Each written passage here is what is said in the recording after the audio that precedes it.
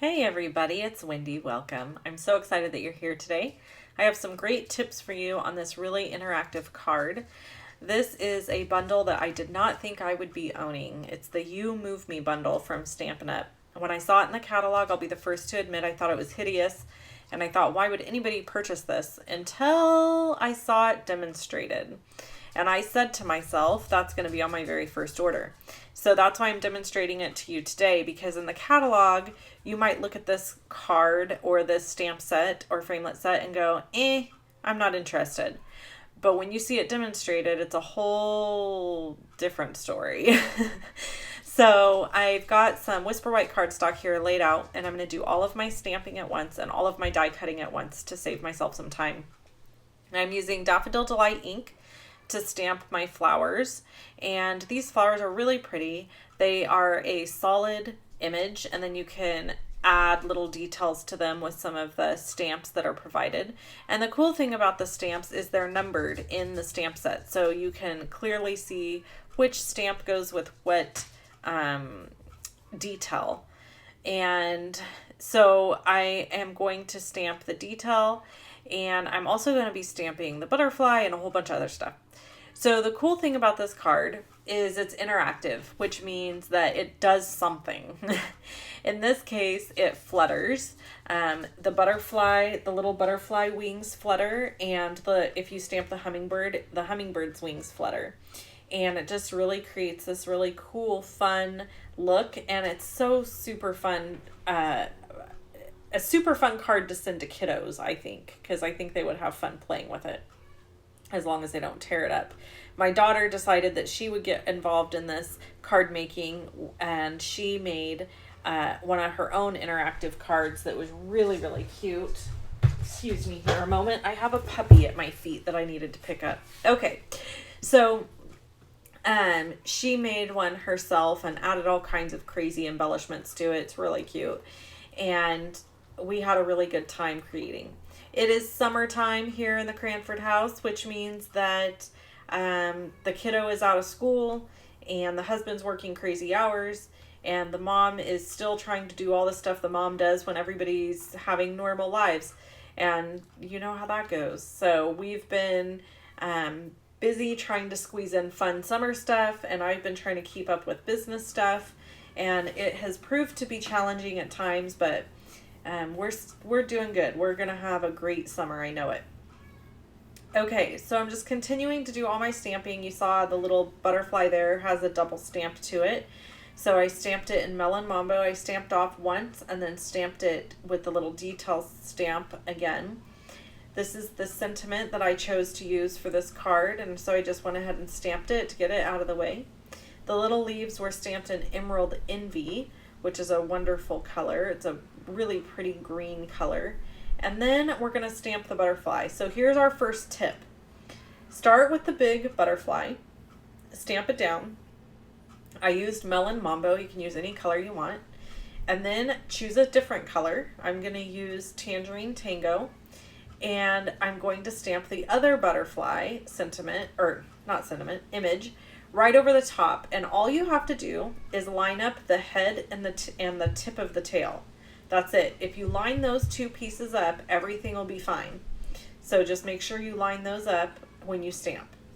Okay, now I'm going to cut everything out.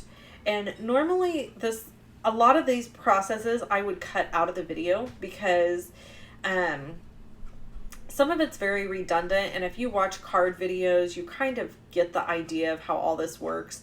But every once in a while, I like to leave all of it in so that you can really see the process. I think it's easy watching a card video to think, oh my gosh, look how quick she made that card, when in actuality, it took a little bit longer because there was processes involved that it's easy to edit out when you're doing video.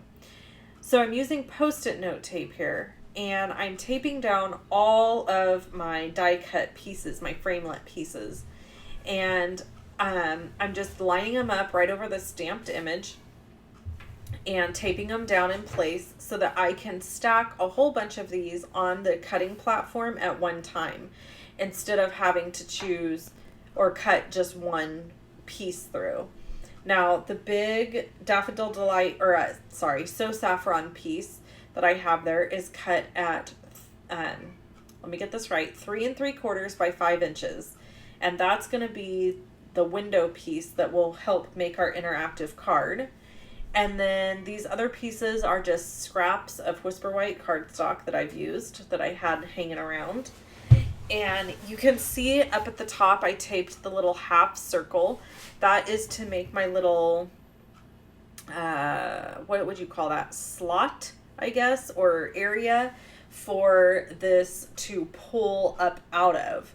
So you don't have to use that, actually. There's lots of different ways you could do that. You could just use a punch. But since I'm already going to be running this through the Big Shot, I figured that was the easiest. Okay, so for the big piece, you want to make sure that you use a precision plate when you're cutting this out. In addition to a precision plate, I also used a shim.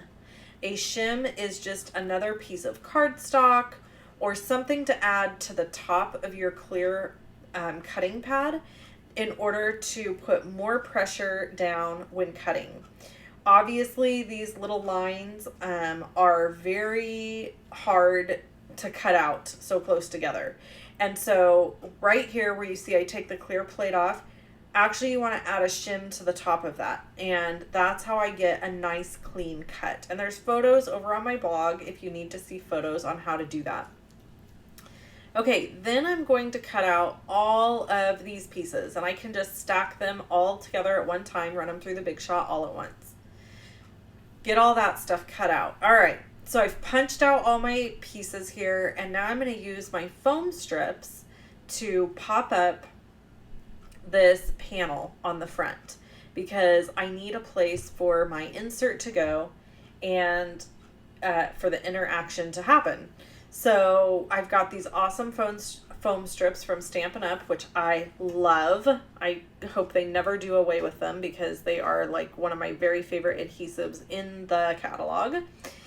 And I'm going to put it all around the edges, and that will create a pocket and a track for my little stamped interactive piece to go. So I'm going to trim all those off, get that all set up, and peel away the release paper and put it down. Now, a tip to mention when you're doing this, you might be thinking, okay, well, how did you get the stamped butterfly to line up with where you cut the square out? The way you do that is you cut your slot piece, or the piece that's going to go inside of here, about the same size as your panel piece. So if you eyeball the middle, you're pretty much going to get it stamped in the right spot. So you can see here, it's perfect. And I just eyeballed it. The interactive piece on the inside that I've already slipped in there was cut at 3 1/4 by 4 5/8. So that's 3 1/4 by 4 5/8. And the pocket is cut at 3 3/4 by 5 inches. This is from the Circle Tab Punch, and I'm just putting it in first and then pulling my paper out. You see how I did that? So I put adhesive on there first. This is another tip. That way you can make sure that your tab does not stick up above the card, because then it wouldn't go in a regular size envelope. Now the magic begins. Look at how pretty. I love it. I could sit here and pull this up and down all day long. So use this little Circle Tab Punch, which is awesome. It's in the new catalog, to make that little tab at the top for people to pull up on. And then you hope that they understand that you need to pull up on that. You could handwrite the word pull on that little tab if you want to. And that would help them to know that they needed to do something. I'm not going to do that. I'm hoping that whoever I give this to will kind of already intuitively know, maybe. I don't know. Maybe I do need to write it on there. It depends. If I give it to another Stampin' Up! Demonstrator, I'm not going to worry about it. But if it goes to somebody who has no clue about cards, then I'll probably write the word pull or put a little Post-it note that says pull. Okay, so I've popped out all my little pieces here, and I'm just going to finish assembling this card. I'm taking the strip that I stamped on, which by the way is 3 1/4 inches long by 3 3/4. I'm sorry. It is 3/4 of an inch wide by 3 3/4 of an inch long. Sorry about that. I'm using fast fuse adhesive to adhere it down to the front of the card. And then I'm going to layer in all of my little die cut pieces that are so beautiful and perfect and that I love so much. I'm not kidding. There's something I love about die cut pieces with a white edge. I have no idea what it is, but they make me super happy. So I'm going to put all those down, and then I realized, oh, Wendy, you got to put your leaves down first. So I'm going to put adhesive on the leaves, layer them down over the corner or end part of that sentiment piece, and then just layer right on top, making my little arrangement. And my butterfly, my little bitty butterfly, will go on the other side. But after I finished this, I thought, oh, you know what would be really cute? Is just stick that little butterfly up on the tab, like as a piece of the tab. That would have been really cute too.